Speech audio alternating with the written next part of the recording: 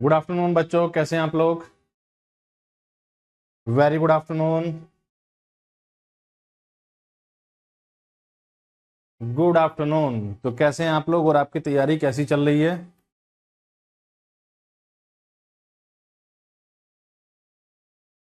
Very good afternoon. चलिए ठीक है, आ जाओ सभी लोग, फिर स्टार्ट करते हैं। नमस्कार भाई, नमस्कार।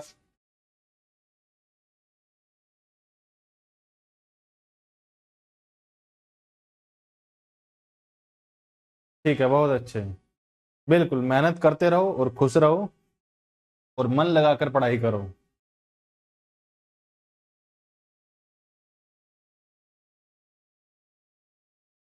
चलिए ठीक है, बहुत अच्छे। तो बच्चे अभी तक आपके चैप्टर 3 चैप्टर आपके कंप्लीट हो चुके हैं। ठीक है, फर्स्ट चैप्टर में हमने बात की बेसिक ऑफ रेफ्रिजरेशन। ठीक है, आरएसी का जो बेसिक होता है वो हमने जाना। फिर सेकंड चैप्टर में हमने रेफ्रिजरेंट की बात की। ठीक है, थर्ड चैप्टर में हमने कौन कौन सी साइकिल होती है हमारी हमने जाना। वीसीआरएस यानी कि वेपर कंप्रेशन रेफ्रिजरेशन सिस्टम क्या होता है। ठीक है, हमने जाना वीएआरएस वेपर एब्जॉर्प्शन रेफ्रिजरेशन सिस्टम क्या होता है। साथ ही साथ हमने आइस रेफ्रिजरेशन और इलेक्ट्रोलक्स रेफ्रिजरेशन की बात की है। ठीक है, अभी तक तो यहाँ तक आपके 3 चैप्टर कंप्लीट हो चुके हैं। ठीक है, काफी लंबे चैप्टर थे। अब जैसे जैसे आगे की तरफ हम बढ़ेंगे तो इतने लंबे चैप्टर नहीं होंगे और आपके लगभग 3 से 4 क्लास में सभी चैप्टर कंप्लीट होते जाएंगे। ठीक है, चलिए। तो आज हम स्टार्ट करेंगे बच्चे अपना नेक्स्ट चैप्टर, जो कि है डोमेस्टिक रेफ्रिजरेटर यानी कि घरेलू रेफ्रिजरेटर। ठीक है, और ये आपका होगा चैप्टर नंबर 4। ठीक है, ये आपका होगा चैप्टर नंबर 4। चलिए, तो यहां तक अभी मुझे आप लोग बताइएगा कि सारी चीजें क्लियर हैं, सब कुछ नॉर्मल है। ठीक है, सारे पॉइंट्स आपको समझ में आ गए हैं या कहीं पर डाउट है तो आप बिल्कुल बता सकते हो।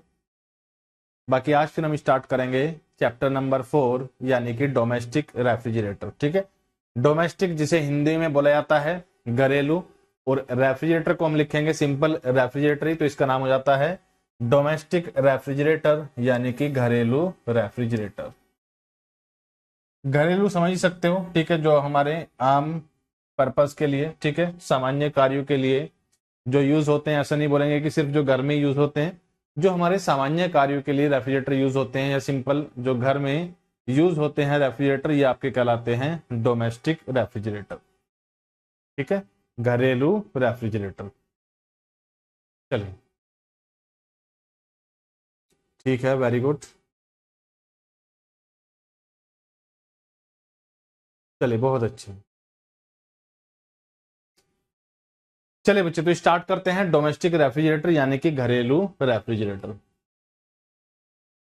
बच्चे अगर सबसे पहले हम बात करें कि एक डोमेस्टिक रेफ्रिजरेटर जो होता है, एक घरेलू जो रेफ्रिजरेटर होता है, ठीक है, यह कौन सी साइकिल पर वर्क करता है।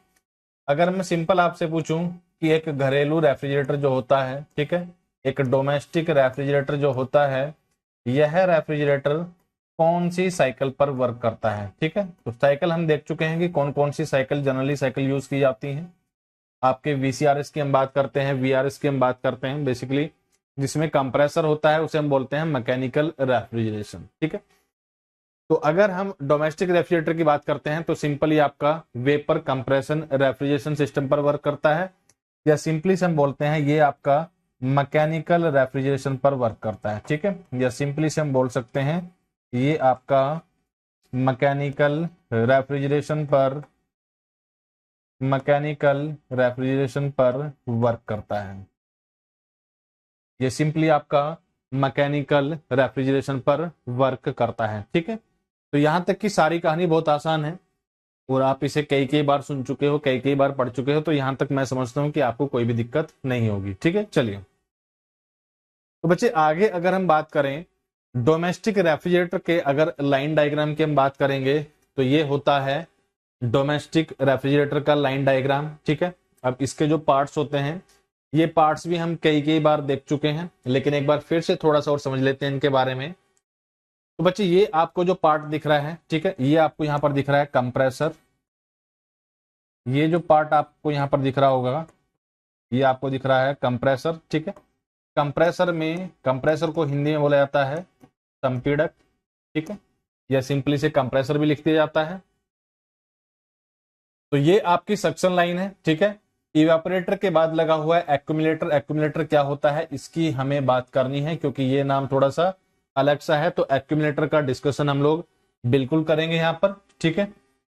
चलिए, सक्शन लाइन में आपको बता ही चुका हूं कि इवेपोरेटर के एग्जिट से लेकर जो कंप्रेसर का इनलेट होता है, यहां पर ये क्या है, कंप्रेसर का इनलेट पॉइंट है।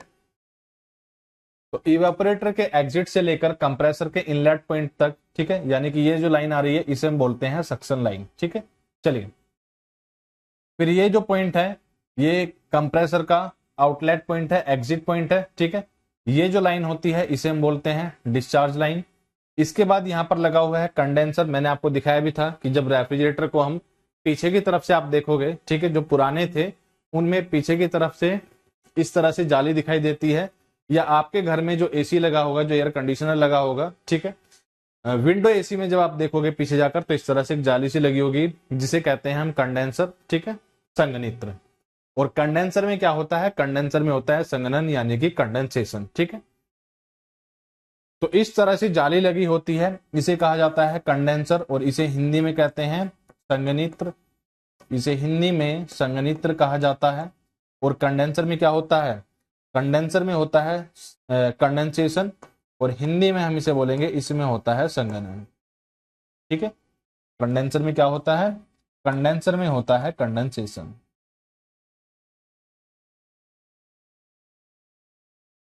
चलिए, तो मैं समझता हूं कि यहां तक की कहानी आप लोग बिल्कुल समझ चुके हो, ठीक है। चलिए, तो कंप्रेसर हमने देखा, सक्शन लाइन हमने जानी आज क्या होती है, डिस्चार्ज लाइन की हम लोगों ने आज बात की कि डिस्चार्ज लाइन क्या होती है। फिर हमने देखा कि कंडेंसर क्या होता है, ठीक है, ये जो लगा हुआ है पूरा इसे हम क्या कहते हैं, कंडेंसर कहते हैं, ठीक है।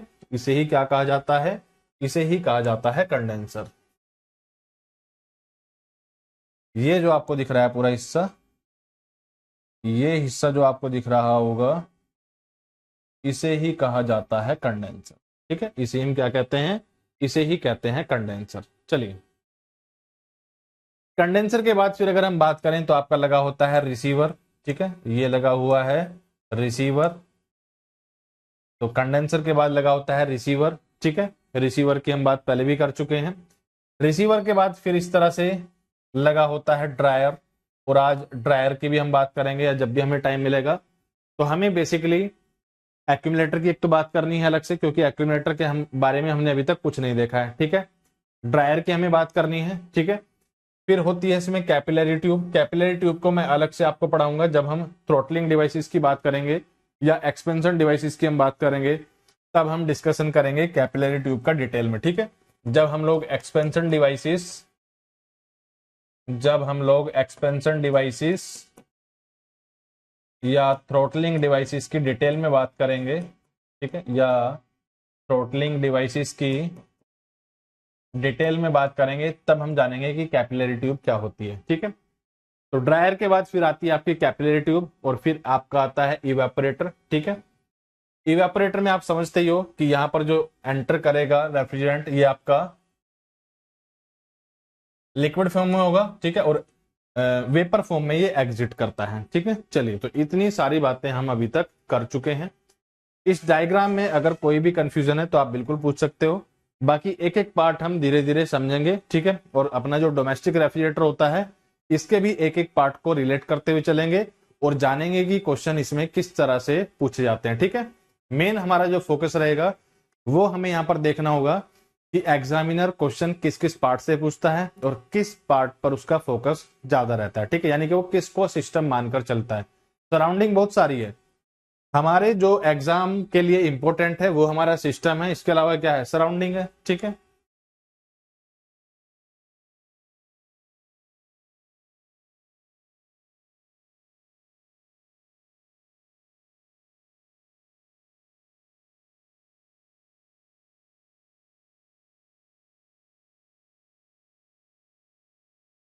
चलिए, तो यहां तक सारे पॉइंट आपके क्लियर है, वेरी गुड। बिल्कुल, अंतरिक्ष, बहुत अच्छे, ठीक है, यहाँ तक सारी चीजें आपकी क्लियर हैं। तो इसी तरह से क्लियर करते हुए चलना है। और मेन है कि आपके एग्जाम में जो पूछे जाने वाले क्वेश्चन हैं अपने कॉन्सेप्ट को उनसे रिलेट करना है, ठीक है, क्योंकि हमें बाद में जाकर क्वेश्चन ही सॉल्व करने हैं। बेसिक नॉलेज को इंप्रूव करो और जो आपका डेटा है डेटा को याद करो, कॉन्सेप्ट को रिलेट करो और क्वेश्चन सॉल्व करने हैं। कितना आसान सा है। चलिए ठीक है। तो बच्चे सबसे पहले मैंने आपको बताया अगर हम डोमेस्टिक रेफ्रिजरेटर की बात करेंगे तो इसमें जो साइकिल होती है ये आपकी होती है मैकेनिकल रेफ्रिजरेशन, या सिंपल हम बोल सकते हैं वेपर कंप्रेसर रेफ्रिजरेशन सिस्टम, ठीक है। तो एक पॉइंट तो आपको ये याद रखना है क्योंकि पेपर में आपके पूछा जाता है कि डोमेस्टिक रेफ्रिजरेटर जो होते हैं ये कौन सी साइकिल पर वर्क करते हैं, ठीक है। तो डोमेस्टिक रेफ्रिजरेटर वर्क करते हैं मैकेनिकल कंप्रेशन रेफ्रिजरेशन सिस्टम, या सिंपली आप इसे बोल सकते हो वेपर कंप्रेशन रेफ्रिजरेशन सिस्टम, ठीक है। चलिए, तो घरेलू रेफ्रिजरेटर यांत्रिक संपीड़न परिशीतन प्रणाली पर काम करता है, ठीक है। चलिए, दूसरा बच्चे बात आती है कि घर में जो प्रोडक्ट होते हैं या सिंपल हम कहें जो खाद्य पदार्थ होते हैं इनके संरक्षण के लिए, इनकी स्टोरेज के लिए कि एक टाइम तक ये खराब ना हो, ठीक है, तो हमें इन्हें किस टेम्परेचर पर स्टोर करके रखना चाहिए। क्वेश्चन ये भी बनता है कि जो खाद्य पदार्थ होते हैं, ठीक है, जो फूड आइटम होते हैं, फूड आइटम को जनरली किस टेम्परेचर पर, ठीक है, टेम्परेचर लिमिट की हम बात करेंगे, फिर अलग अलग आपके जो खाद्य पदार्थ होते हैं उनके लिए एक अलग टेम्परेचर होता है, उसकी बात हम बाद में करेंगे। सिंपली हम बात करें यहाँ पर कि मैक्सिमम जो फूड आइटम होते हैं, जो फ्रेश फूड आइटम होते हैं, इन्हें किस टेम्परेचर पर हमें स्टोर करके रखना चाहिए ताकि लंबे टाइम तक ये बेकार ना हो, ठीक है। चलिए, तो नेक्स्ट पॉइंट देखिएगा, the temperature normally satisfactory for the preservation of most of fresh food is 0 to 4 degree Celsius, ठीक है। अधिकांश अधिकांश अधिकांश ताजे खाद्य पदार्थों के संरक्षण के लिए सामान्य रूप से तापमान 0 से 4 डिग्री सेल्सियस होता है, ठीक है। तो आपके जो फ्रेश फूड आइटम्स होते हैं इसे हमें किस टेम्परेचर पर स्टोर करके रखना चाहिए, तो ये आपका होता है 0 to 4 डिग्री सेल्सियस, ठीक है। हमें 0 से लेकर 4 डिग्री सेल्सियस के तापमान पर इन्हें अपना जो रेफ्रिजरेटर होता है, ठीक है, इस पे स्टोर करके रखना चाहिए, ठीक है। The temperature normally satisfactory for the preservation of most of fresh foods is 0 to 4 degree Celsius. अधिकांश ताजे खाद्य पदार्थों के संरक्षण के लिए सामान्य रूप से तापमान 0 से 4 डिग्री सेल्सियस होता है, ठीक है। यह टेम्परेचर कितना होता है, 0 से 4 डिग्री सेल्सियस, ठीक है। और अगर हम बात करें कि डोमेस्टिक रेफ्रिजरेटर में जो रेफ्रिजरेशन सिस्टम होता है यह कौन सा रेफ्रिजरेशन सिस्टम फॉलो करता है, तो ये आपको याद रखना है मैकेनिकल कंप्रेशन रेफ्रिजरेशन सिस्टम। तो ये दोनों पॉइंट्स अच्छे से देखिएगा, इसमें अगर कोई भी कंफ्यूजन है तो बिल्कुल मुझे बताओ, फिर हम बढ़ते हैं अपने नेक्स्ट पॉइंट की तरफ, ठीक है। ये बेसिक लाइन डायग्राम है, लाइन डायग्राम भी आपको याद रखना है, क्यों, क्योंकि आपको दे देगा लाइन डायग्राम और पूछ लेगा कि यह पार्ट कौन सा है, ठीक है। ये पूछ सकता है कि ये क्या है, ठीक है, ये पूछ सकता है कि ये क्या है, ठीक है, रिसीवर का पूछ सकता है, ड्रायर का पूछ सकता है, एक्यूमुलेटर का पूछ सकता है। तो हर एक पार्ट का नाम आपको बिल्कुल अच्छे से याद रखना होगा क्योंकि ऐसे क्वेश्चन भी बिल्कुल आपके पेपर में पूछे जाते हैं। चलिए, तो मैकेनिकल रेफ्रिजरेशन सिस्टम पर यह वर्क करता है 0 से 4 डिग्री सेल्सियस टेम्परेचर के बीच में हमें अपने जो फूड आइटम्स होते हैं इन्हें स्टोर करके रखना चाहिए। चलिए बढ़ते हैं फिर नेक्स्ट पॉइंट की तरफ।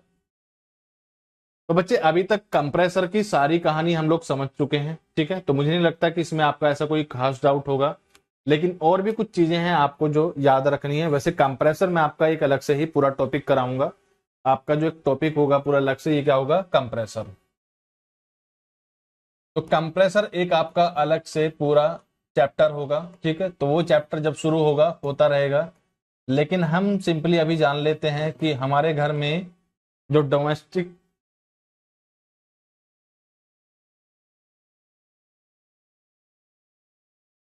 हमारे घर में यानी कि जो डोमेस्टिक रेफ्रिजरेटर यूज होते हैं, ठीक है, कंप्रेसर इसमें भी बिल्कुल होगा। कंप्रेसर का काम मैं आपको बता ही चुका हूं। कंप्रेसर क्या करता है, प्रेशर और टेम्परेचर को इंक्रीज करता है, ठीक है, इसमें प्रेशर और टेम्परेचर बढ़ जाता है।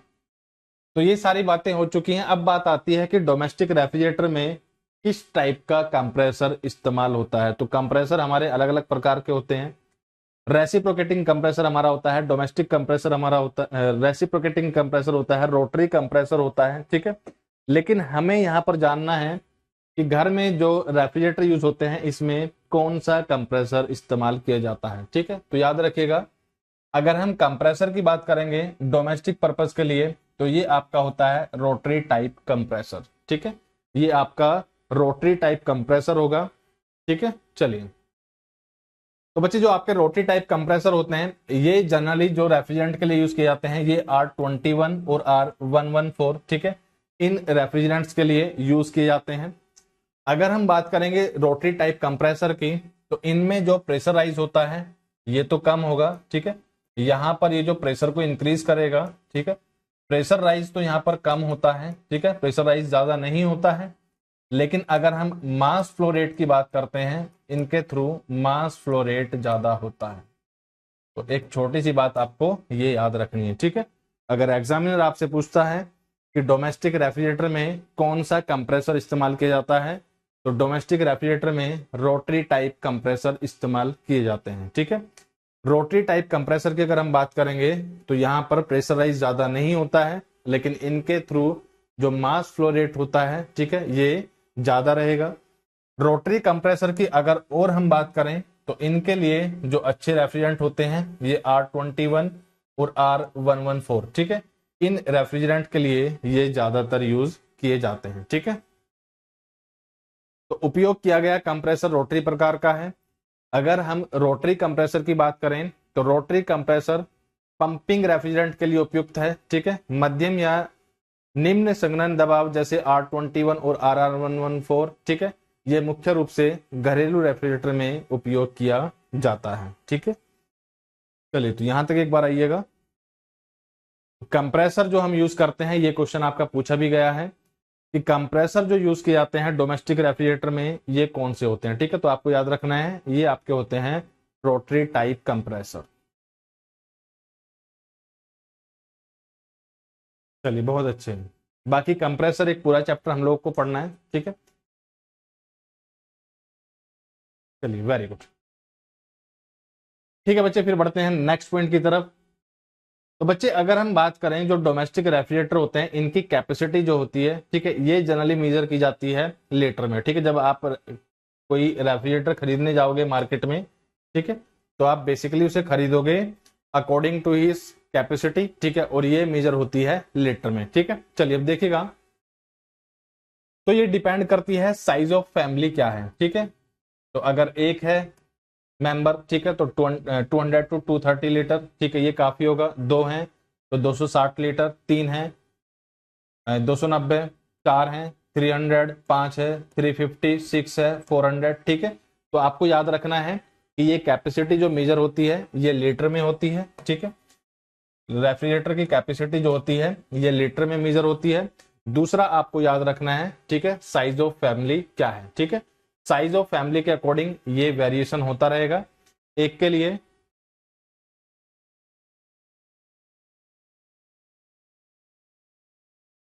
अगर एक की हम बात करेंगे तो ये आपका 200 to 230 हो जाएगा। अगर दो की हम बात करेंगे तो 260, अगर तीन की हम बात करेंगे तो 290, और इसी तरह से लगभग अगर हम 12 की बात करते हैं तो ये आपका हो जाता है 700 लीटर। अब ये डेटा जो आपके सामने है ये आपको याद रखना है क्योंकि पेपर में ये डेटा पूछा जाता है, ठीक है। आपको फैमिली का साइज दे देगा और पूछेगा कि रेफ्रिजरेटर की कैपेसिटी कितनी होनी चाहिए, ठीक है। मोस्ट इंपोर्टेंट डेटा है क्योंकि ये आपके पेपर में पूछा गया है। एक आसान सा क्वेश्चन बनता है, अगर ये डेटा आपको याद है तो एक नंबर आपका पक्का हो जाएगा। चलिए, तो अभी तक हमने क्या क्या जाना, हमने जाना कि डोमेस्टिक रेफ्रिजरेटर में मैकेनिकल कंप्रेशन रेफ्रिजरेशन होता है, ठीक है। दूसरा हमने जाना कि अगर हमें फ्रेश फूड को स्टोर करके रखना है तो ये आपका 0 to 4 डिग्री सेल्सियस हो जाता है। फिर हमने जाना कि जो कंप्रेसर हम यूज करते हैं ये आपका रोटरी टाइप कंप्रेसर होता है। और हमने जाना कि इसके लिए जो अच्छे रेफ्रिजरेंट होते हैं ये R21 या R114 होते हैं, ठीक है। लेकिन ये याद रखिएगा, अगर हम डोमेस्टिक रेफ्रिजरेटर की बात करते हैं, ठीक है, या आपके जो एसी वगैरह होते हैं, अगर एग्जामिनर आपसे पूछता है कि इनके लिए कौन से रेफ्रिजरेंट सबसे अच्छे माने जाते हैं, तो ये क्वेश्चन भी आपका पूछा गया है, ये R134A, ठीक है। ये रेफ्रिजरेंट डोमेस्टिक पर्पस के लिए या एसी वगैरह के लिए सबसे अच्छा रेफ्रिजरेंट माना जाता है। बाकी मैं आपको क्वेश्चन कराऊंगा तो आपको थोड़ा सा आइडिया लग जाएगा कि किस तरह का क्वेश्चन पूछा गया था। चलिए, फिर बच्चे हमने जाना कि रेफ्रिजरेटर की जो कैपेसिटी होती है ये लीटर में मेजर होती है, और जो फैमिली का साइज है उसके अकॉर्डिंग ये वेरी करती जाती है। अगर 1 है तो 200 टू 230, अगर 2 है तो 260, 3 है 290, ठीक है। इसी तरह से अगर 12 है तो ये 700 लीटर का रेफ्रिजरेटर की कैपेसिटी होनी चाहिए। चलिए फिर आगे बढ़ते हैं। फिर बच्चे आपका एक क्वेश्चन पूछा जाता है कि डोमेस्टिक पर्पस के लिए जो रेफ्रिजरेटर यूज होते हैं इनमें थ्रोटलिंग डिवाइस कौन सी इस्तेमाल होती है, कौन सी थ्रोटलिंग डिवाइस यूज की जाती है। तो ये चीज मैं आपको पहले भी बता चुका हूं, कैपिलरी ट्यूब, ठीक है, ये इस्तेमाल की जाती है आपके डोमेस्टिक पर्पस के लिए, ठीक है। केसी का ट्यूब, कैपिलरी ट्यूब या केसी का ट्यूब इस्तेमाल की जाती है। कैपिलरी ट्यूब या केसी का ट्यूब इस्तेमाल की जाती है डोमेस्टिक रेफ्रिजरेटर में। मोस्ट इंपोर्टेंट क्वेश्चन है क्योंकि पेपर में पता नहीं कितनी बार पूछा गया है।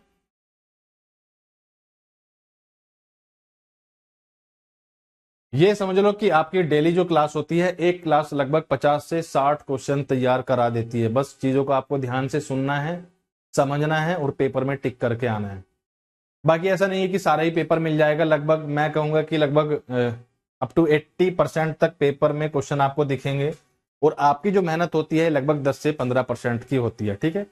अगर आप 10 से 15% मेहनत कर लोगे तो आपका एक काफी अच्छा स्कोर तैयार हो जाएगा, और आपका लगभग 80% तक मैं आपका लेवल लेकर जाऊंगा।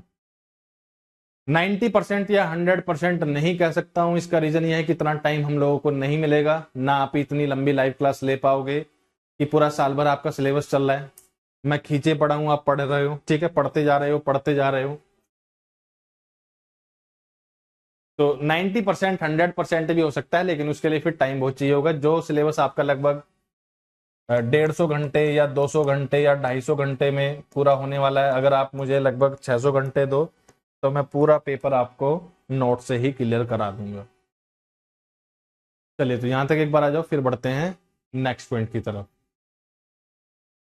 तो आपको याद रखना है कि डोमेस्टिक रेफ्रिजरेटर जो होते हैं और इसमें जो थ्रोटलिंग डिवाइस इस्तेमाल की जाती है ये होती है कैपिलरी ट्यूब। चलिए,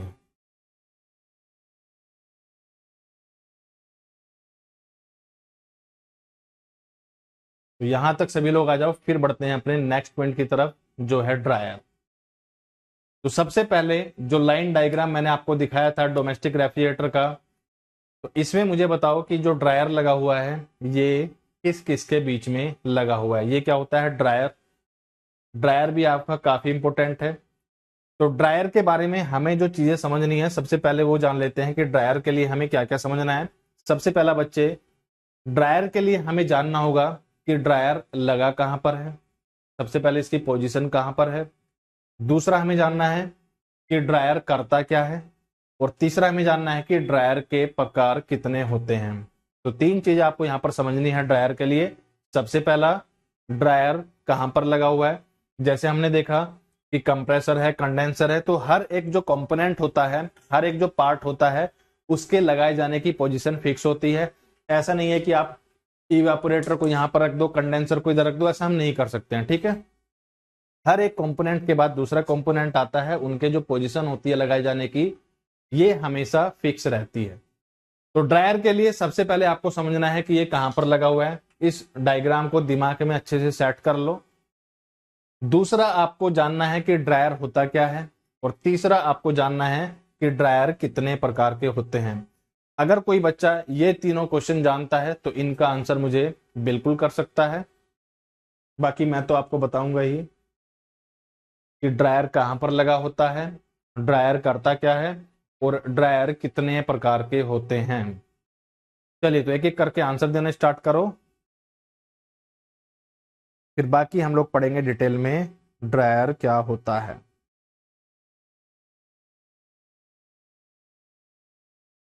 ठीक है बच्चे, वेरी गुड। तो कुछ कुछ लोगों की नॉलेज अच्छी खासी है, ये शायद या तो अपना डिप्लोमा आईटी इन्होंने जो भी किया होगा वो बड़ा अच्छे से किया है, या फिर ये पहले से कहीं कोचिंग किए हुए हैं, यही रीजन हो सकता है। शानदार भाई, बहुत अच्छे। चलिए, इसका नाम ही है ड्रायर। तो ये वर्ड आपने बहुत बार सुना होगा, ड्रायर। ऐसे तो नहीं है कि ड्रायर वर्ड नहीं सुना होगा।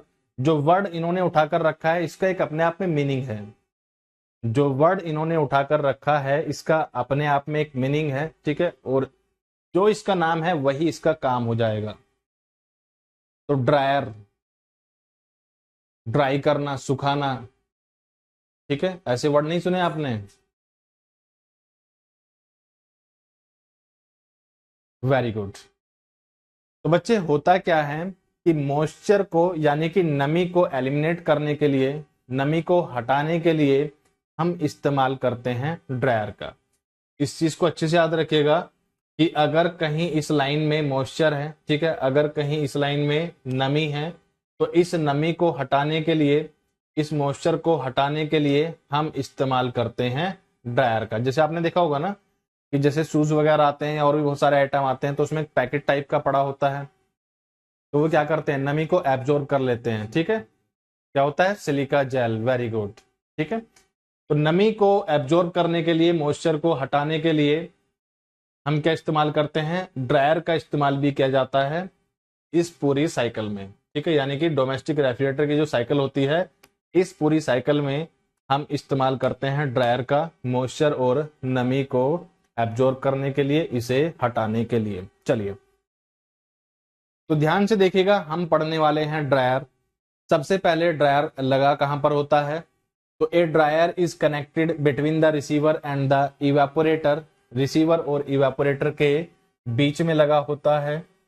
यह रिसीवर और इवेपोरेटर के बीच में लगा होता है। यह रिसीवर और इवेपोरेटर के बीच में लगा होता है। इसकी लोकेशन आप अच्छे से देख सकते हो। ये क्या लगा हुआ है यहाँ पर, रिसीवर, और ये क्या है, इवेपोरेटर। और इन दोनों के बीच में क्या लगा हुआ है, इन दोनों के बीच में लगा हुआ है ड्रायर। तो ड्रायर जो लगा होता है यह रिसीवर और इवेपोरेटर के बीच में लगा होता है, और इसका काम क्या होता है, to eliminate the traces of moisture if any. ठीक है, अगर इस लाइन में कहीं से नमी आ गई है, मॉइस्चर आ गया है, तो इसे पूरी तरह से एलिमिनेट करने का काम जो होता है ये ड्रायर का होता है। रीजन आपको पता ही है, नमी जो होती है बेसिकली ये वाटर वेपर होती है, और वाटर वेपर जो आपका होगा इसका फ्रीजिंग पॉइंट 0 डिग्री सेल्सियस होता है।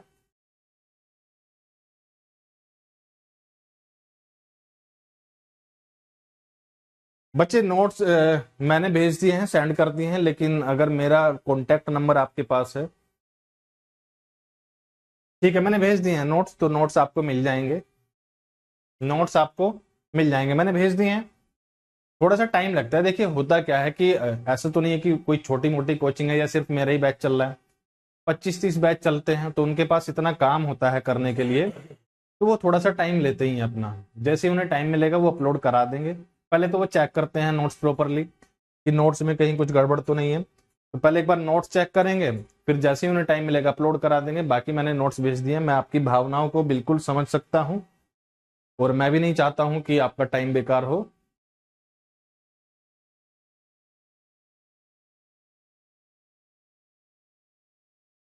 तो पीडीएफ आपको बिल्कुल मिल जाएगा, सेकंड चैप्टर और थर्ड चैप्टर दोनों का ही मैं जल्दी मिल जाएगा, तो इसके लिए परेशान ना हो, मैं समझ सकता हूं।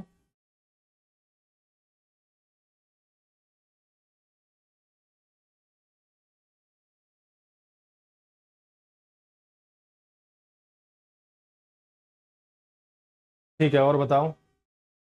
तो नोट्स वाली समस्या तुम्हारी बिल्कुल समाधान करा देंगे।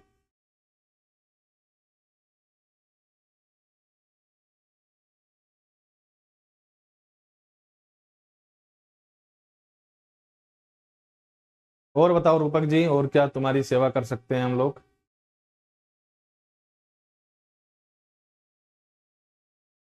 क्यों भाई?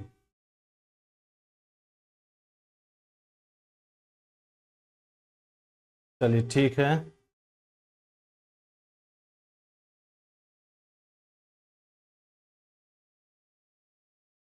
Very good. तो कंटिन्यू करते हैं फिर। तो बच्चे मैं आपसे डिस्कस कर रहा हूं कि ड्रायर क्या होता है। तो ड्रायर का मैंने आपको बताया कि जैसे कि इसका नाम है वही इसका काम होगा। तो ये हम जो पढ़ रहे हैं, जो हमने पूरी जो डोमेस्टिक रेफ्रिजरेटर के लिए जो साइकिल देखी है, इस साइकिल में अगर नमी आ जाती है तो नमी काफी खतरनाक होती है। खतरनाक क्यों होती है आपको मैं बता ही चुका हूं, क्योंकि जनरली ये वाटर आपका होगा और वाटर का फ्रीजिंग पॉइंट होता है 0 डिग्री सेल्सियस। तो अगर ये फ्रीज करेगा तो पूरी लाइन को चोक कर सकता है। और मोस्टली जो प्रॉब्लम आती है इससे निकलकर, ये आपकी कैपिलरी ट्यूब में आती है, क्योंकि कैपिलरी ट्यूब का जो क्रॉस सेक्शन होता है बहुत कम होगा। बाकी कैपिलरी ट्यूब क्या होती है मैं आपको डिटेल में पढ़ाऊंगा इसके बारे में। चलिए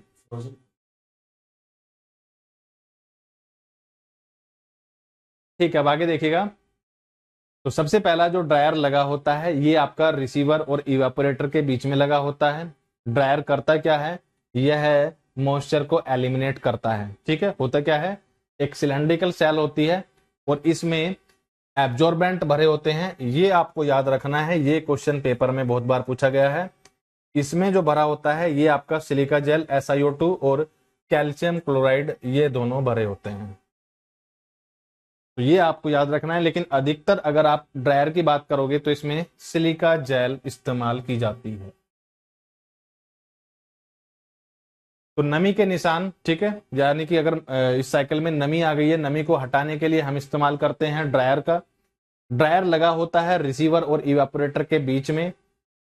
ड्रायर की जो शेप होती है एक बेलनाकार होती है और इसमें भरा क्या होता है, इसमें सिलिका जेल और कैल्शियम क्लोराइड, ये दोनों भरे हुए होते हैं। ज्यादातर अगर हम बात करें कि ड्रायर में इन दोनों में से कौन सा केमिकल इस्तेमाल किया जाता है, तो हम कहेंगे कि इसमें ज्यादातर सिलिका जेल का इस्तेमाल किया जाता है। ये सिंपल आप इस तरह से ऑब्जर्व कर सकते हो, जैसे आपने शूज वगैरह खरीदे होंगे या और भी कोई आइटम आप खरीदोगे, आपका जो इलेक्ट्रॉनिक्स का आइटम होगा या और भी बहुत सारे आइटम होते हैं, उसमें पैकेट टाइप के डाल देते हैं। पाउडर वगैरह अगर आप खरीदते हो उसमें भी पैकेट टाइप के पड़े होते हैं। तो यही क्या होती हैं, ये सिलिका जेल इस्तेमाल की जाती हैं और ये क्या करती हैं, नमी को एब्जॉर्ब करती हैं। इसी तरह से जो कंडेंसर से और रिसीवर से होते हुए जो लाइन निकली है, इस लाइन में मॉइस्चर को एब्जॉर्ब करने के लिए, ठीक है, रिसीवर से लेकर इवेपोरेटर के बीच में ये जो लाइन है, इसमें मॉइस्चर को एब्जॉर्ब हम कर लेते हैं कैपिलरी ट्यूब से जस्ट पहले। तो ये होता है ड्रायर। अब ड्रायर क्या करता है, मॉइस्चर को, नमी को एब्जॉर्ब करता है, सोखता है। अब सोखने के लिए कोई केमिकल भी इसमें प्रेजेंट होना चाहिए। तो जो केमिकल इसमें यूज किए जाते हैं ये होता है सिलिका जेल और एक मैंने आपको बताया कैल्शियम क्लोराइड। ठीक है, ये दोनों केमिकल ज्यादातर इसमें इस्तेमाल किए जाते हैं। अगर इन दोनों में से भी हम बात करें कि सबसे ज्यादा कौन सा इस्तेमाल किया जाता है, तो ये आपका होता है सिलिका जेल। तो सिलिका जेल का इस्तेमाल इसमें सबसे ज्यादा किया जाता है। यहां तक के सारे पॉइंट एक बार अच्छे से देख लो। ड्रायर कहां लगा होता है? ड्रायर रिसीवर और इवेपोरेटर के बीच में लगा होता है। ड्रायर क्या करता है? ड्रायर मॉइस्चर को, नमी को सोख लेता है। ड्रायर में कौन से केमिकल भरे होते हैं? ड्रायर में सिलिका जेल और कैल्शियम क्लोराइड, ये दोनों केमिकल्स भरे होते हैं। इन दोनों केमिकल्स में सबसे ज्यादा कौन सा केमिकल का यूज होता है, सबसे ज्यादा कौन सा केमिकल इस्तेमाल किया जाता है? तो ये आपका होता है सिलिका जेल। तो ये सारे पॉइंट्स आपको याद रखने हैं ड्रायर के लिए। नेक्स्ट हम जानेंगे कि ड्रायर कितने प्रकार के होते हैं। तो ड्रायर के अगर टाइप्स की हम बात करेंगे तो ड्रायर हमारे होते हैं 2 प्रकार के। चलिए एक बार यहां तक आ जाओ, फिर हम बढ़ेंगे आगे कि ड्रायर कितने प्रकार के होते हैं, टाइप्स ऑफ ड्रायर कितने होते हैं। नेक्स्ट हम जानेंगे कि ड्रायर कितने प्रकार के होते हैं या टाइप्स ऑफ ड्रायर कितने होते हैं।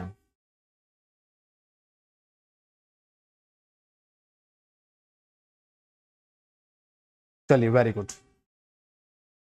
तो बच्चे अगर हम ड्रायर के टाइप्स की बात करते हैं तो ड्रायर आपके होते हैं दो प्रकार के, ठीक है, और ये प्रकार या टाइप हम डिसाइड करते हैं। देखिए, एक तो आपका यहां पर हो गया सील्ड ड्रायर और एक आपका हो गया यहां पर रीफिलेबल ड्रायर, ठीक है। टाइप्स जो होंगे ये दो टाइप्स होते हैं। कौन कौन से टाइप्स मैंने आपको बताए? एक तो आपका सील्ड ड्रायर हो गया और एक आपका हो जाता है रीफिलेबल ड्रायर। इसका मतलब क्या है? सील्ड ड्रायर क्या होगा? एक बार हमने इस ड्रायर को बनाकर लगा दिया, फिर हम इसमें कोई भी चेंज नहीं कर सकते। चेंज करने से यहां पर मतलब क्या है कि एक लंबे टाइम तक जो ड्रायर है इसकी मॉइस्चर एब्जॉर्ब करने की कैपेसिटी यानी कि इसकी क्षमता कम हो जाती है। एक लंबे टाइम के लिए जब हम इसे यूज करते रहेंगे तो एक ऐसा टाइम आएगा कि यह नमी को या मॉइस्चर को एब्जॉर्ब करना बंद कर देता है, ठीक है। तो ये प्रॉब्लम आती है सील्ड टाइप ड्रायर में। रीफ्लेबल ड्रायर क्या होते हैं कि इसमें जब इसने काफी नमी को एब्जॉर्ब कर लिया है, जब काफी मॉइस्चर को इसने एब्जॉर्ब कर लिया है, अब इसकी कैपेसिटी कम हो गई है, तो इसके अंदर जो सिलिका जेल है उसे हम क्या कर सकते हैं? चेंज कर सकते हैं। सिंपल, हमें यही तो करना है। नमी को जो एब्जॉर्ब कर रहा है, नमी को जो सोख रहा है, ठीक है, वो मॉइस्चर को जो सोख रहा है वो कौन? ये काम किसका है? सिलिका जेल का है। तो सील्ड टाइप में उसे चेंज नहीं कर सकते हैं। रीफिलेबल यानी कि फिर से इसे भरा जा सकता है। तो रीफिलेबल ड्रायर में हम क्या करते हैं कि जब सिलिका जेल हमारी बेकार हो गई है, यह नमी को नहीं सोख पा रही है, तो हम क्या करेंगे? इसे चेंज कर सकते हैं। चलिए, तो हम बात कर रहे हैं यहां पर there are two types of dryer. यहां पर दो प्रकार के ड्रायर होते हैं, ठीक है। ड्रायर, देखिए ये वर्ड आ गया है सुखाने वाला, लेकिन अच्छा वर्ड हम यहाँ पर क्या ही मानेंगे? ड्रायर ही मानेंगे, क्योंकि हिंदी में भी जो ज्यादातर वर्ड यूज किया गया है वो आपको ड्रायर ही देखने को मिलेगा। तो सुखाने वाला या सिंपल हम इसे क्या बोलेंगे? यहां पर भी इसे ड्रायर ही बोला जाएगा। यहां पर भी इसे सिंपली ड्रायर ही बोला जाएगा। तो ये चीज आपको याद रखनी है। तो there are two types of dryer. यहां दो प्रकार के ड्रायर होते हैं। ये ड्रायर कौन कौन से हैं? एक ड्रायर आपका होता है सील्ड ड्रायर और एक ड्रायर आपका होता है रीफिलेबल ड्रायर। ये दोनों चीज अच्छे से याद रखिएगा, नाम इनके, कि दो प्रकार के ड्रायर होते हैं। और ये दो प्रकार के ड्रायर कौन से होते हैं? एक आपका होता है सील्ड ड्रायर। सील्ड आप नाम से ही समझ जाओगे, सील्ड कैसा है? बिल्कुल इसकी सील्ड पैक है। सील्ड पैक है तो इसे अब खोल नहीं सकते हैं। चलिए, तो a sealed dryer is permanently charged with silica gel. In it moisture absorbent is used with sealed unit. Seal बंद ड्रायर, हिंदी में क्या बोलेंगे इसे? सील बंद ड्रायर। एक सील बंद ड्रायर को सिलिका जेल से स्थायी रूप से चार्ज किया जाता है। इसमें सील बंद इकाइयों के साथ नमी अवशोषक का उपयोग किया जाता है। ये कैसा है? सील बंद है, परमानेंटली ड्रायर है, यानी कि एक बार इसकी कैपेसिटी अगर कम होती है तब इसमें हम कोई चेंज नहीं कर सकते हैं। तो सील ड्रायर यानी कि सील बंद ड्रायर। तो दो प्रकार के ड्रायर का इस्तेमाल किया जाता है। एक आपका होता है सील्ड ड्रायर और एक आपका कौन सा होता है? रीफिलेबल ड्रायर। दो प्रकार के ड्रायर्स का हम इस्तेमाल करते हैं। एक आपका होता है क्या? एक आपका होता है यहां पर सील्ड ड्रायर और दूसरा आपका कौन सा होता है? दूसरा आपका होता है यहां पर रीफिलेबल ड्रायर।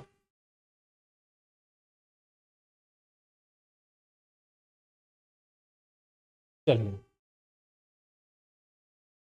दोनों के नाम अच्छे से याद कर लो, नाम काफी इंपोर्टेंट है।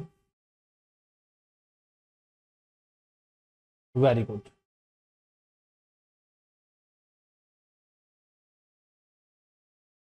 चलिए, तो there are two types of dryer. यहां पर दो प्रकार के ड्रायर हैं। एक आपका होता है सील्ड ड्रायर, सीलबंद ड्रायर, और एक आपका होता है रीफिलेबल ड्रायर। सील्ड ड्रायर जिसमें ड्रायर जो आपका जो केमिकल है बेसिकली सिलिका जेल का हम इस्तेमाल कर रहे हैं, इसे रिप्लेस नहीं कर सकते हैं। रीफिलेबल ड्रायर की अगर हम बात करेंगे तो इसे बिल्कुल चेंज किया जा सकता है, ठीक है।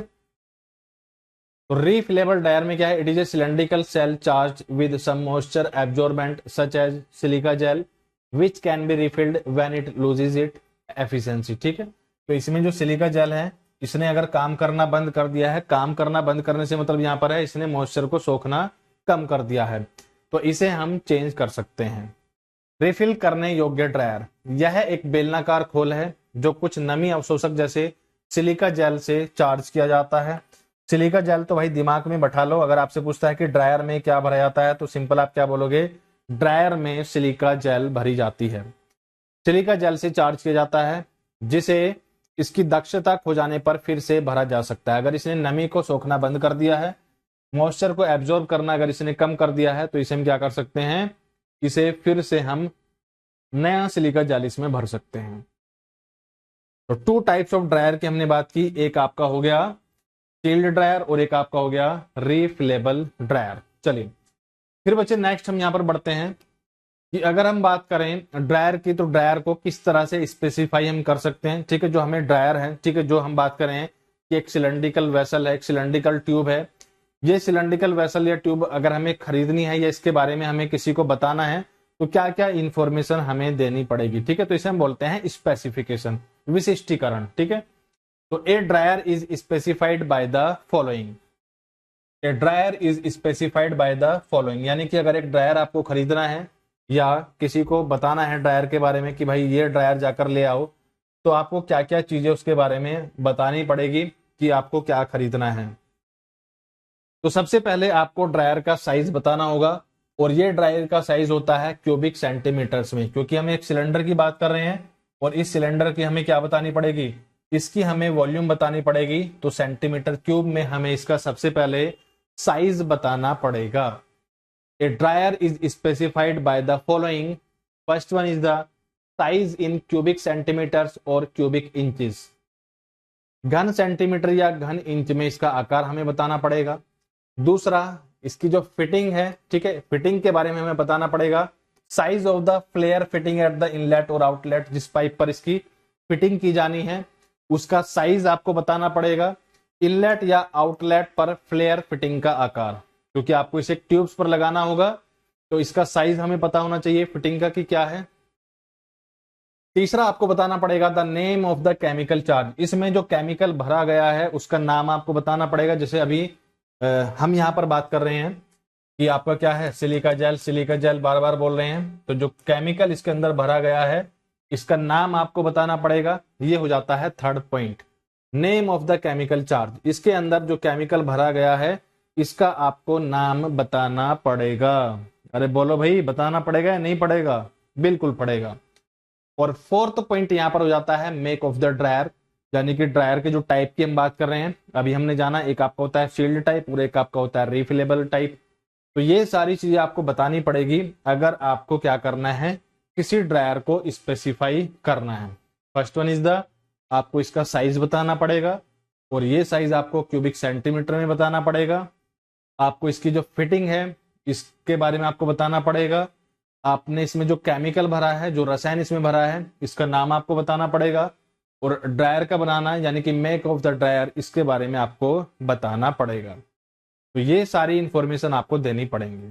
चलिए, तो यहां तक एक बार आ जाओ सभी लोग, फिर बढ़ते हैं अपने नेक्स्ट पॉइंट की तरफ।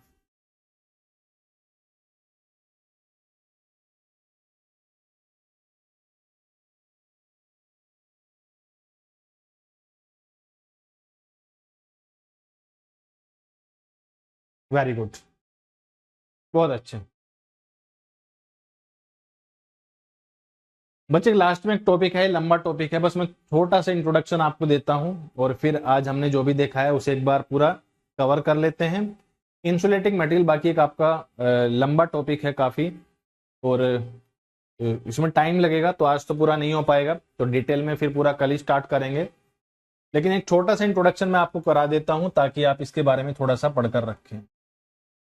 चलिए, तो इंसुलेटिंग मटेरियल, इंसुलेटिंग मटेरियल क्या होते हैं? तो मेरा पहला आप लोगों से क्वेश्चन ये है, इंसुलेटिंग मटेरियल क्या होते हैं? इंसुलेटिंग, अगर मैं इंसुलेटिंग वर्ड का हिंदी में मीनिंग निकालूं तो ये होते हैं कुचालक। ये क्या होते हैं? कुचालक। अब कुचालक में भी हम बिजली की भी बात करते हैं, इलेक्ट्रिसिटी की भी बात करते हैं और हीट की भी बात करते हैं। जो कुचालक मटेरियल आपके देखे जाते हैं, जो इंसुलेटिंग मटेरियल आपके देखे जाते हैं, ये बेसिकली आपके एक तो इलेक्ट्रिसिटी के लिए भी देखे जाते हैं, एक तो आपको इलेक्ट्रिसिटी के लिए भी देखे जाते हैं, दूसरा आपके लिए हीट के लिए भी देखे जाते हैं। ठीक है, तो एक आपके विद्युत के लिए भी देखे जाते हैं और दूसरा आपका ये ऊष्मा के लिए भी देखे जाते हैं। तो यहाँ पर हमें इलेक्ट्रिसिटी से तो इतना लेना देना है नहीं, क्योंकि हम गर्मी और सर्दी की बात कर रहे हैं। एक जगह हमें ठंड बनाकर रखना है, बाहर की तरफ गर्मी ही गर्मी है। तो यहाँ पर हमें बेसिकली हीट के लिए इंसुलेटिंग मटेरियल की बात करनी है, यानी कि ऊष्मा के जो कुचालक होते हैं उसकी हमें बात करनी है। यहाँ पर हमें बात करनी है ऊष्मा के कुचालक पदार्थों की, ऊष्मा के कुचालक पदार्थों की। यहां पर हमें जो बात करनी है ये बेसिकली ऊष्मा के कुचालक पदार्थों की बात करनी है। रीजन क्या है, रेफ्रिजरेटर जो है इसके अंदर का तापमान कम रखना है, और अभी हमने देखा कि भाई जो खाद्य पदार्थ होते हैं इन्हें लंबे टाइम के लिए अगर हमें स्टोर करके रखना है तो इनका टेम्परेचर 0 डिग्री सेल्सियस से 4 डिग्री सेल्सियस के बीच में होना चाहिए। होना चाहिए नहीं होना चाहिए? बिल्कुल होना चाहिए। इनका तापमान जो होता है ये आपका 0 से 4 डिग्री सेल्सियस के बीच में होना चाहिए। तो अंदर का टेम्परेचर कम है और बाहर का टेम्परेचर कैसा है, बहुत ज्यादा है, तो हीट फ्लो कर सकती है, हीट अंदर एंटर कर सकती है। ठीक है, अगर हम यहाँ पर कोई इंसुलेटिंग मटेरियल यानी कि ऊष्मा के कुचालक पदार्थ का इस्तेमाल नहीं करते हैं। जैसे कि नॉर्मली आप देखोगे कि भाई जैसे आपका घर है, ठीक है, और घर में दीवारें लगी हुई हैं, लेकिन गर्मियों के टाइम में दीवारें गर्म हो जाती हैं भयंकर, और जब आप दीवार को अंदर से छूकर देखोगे तो अंदर से वो आपको गर्म ही फील होगी। यानी कि इसका मतलब क्या है कि यहाँ पर ऊष्मा बाहर से अंदर की तरफ आ रही है। या इसी तरह से अगर तापमान अंदर ज्यादा है बाहर कम है तो ऊष्मा अंदर से बाहर जा सकती है। इसी तरह रेफ्रिजरेटर में भी होता है। भाई आपने वो देखे ना जो फ्लास्क होते हैं, आपकी जो बोतल होती है इंसुलेटिंग बोतल जो आप यूज करते हो, पानी के लिए जो बोतल आप इस्तेमाल करते हो, ठंडा पानी आपने भर दिया और लगभग 8 से 10 घंटे तक पानी ठंडा ही रहता है। नॉर्मल अगर एक प्लास्टिक की बात करोगे तो आपने उसे रेफ्रिजरेटर से निकाल कर बाहर रखा, उसका तापमान बढ़ जाता है। तो ये मटेरियल उसमें भी इस्तेमाल किए जाते हैं। तो इंसुलेटिंग मटेरियल वो मटेरियल होते हैं जो ऊष्मा को एक दिशा से दूसरी दिशा में जाने से रोकते हैं। अब वो कुछ भी हो सकता है। अगर अंदर का तापमान ज्यादा है तो अंदर से बाहर जाने को रोकोगे। जैसे सर्दियों में जो आप यूज करते हो, सर्दियों में जो आप बिल्कुल सर्दियों में जो आप बोतल वगैरह जनरली प्रीफर करते हो, तो उसमें क्या होना चाहिए कि आपने अगर गर्म कॉफी भरी है, आपने गर्म चाय अगर भरी है, या आपने गर्म पानी भरा है तो वो गर्म ही रहना चाहिए। और सर्दियों में ये होना चाहिए कि अगर आपने ठंडा पानी भरा है तो वो ठंडा रहना चाहिए। तो ऊष्मा को एक दिशा से दूसरी दिशा में जाने से रोकें, या अंदर से बाहर या बाहर से अंदर आने से रोकें, ऐसे मटेरियल जो हमारे होते हैं ये कहलाते हैं इंसुलेटिंग मटेरियल। रेफ्रिजरेटर में भी इनका काफी इंपॉर्टेंस होता है। रीजन क्या है कि जो डोर है, सिंपल हम एक मेटल की प्लेट अगर उसमें लगा देंगे तो हीट फ्लो कर सकती है, उसकी कूलिंग कैपेसिटी है ये बेकार हो सकती है।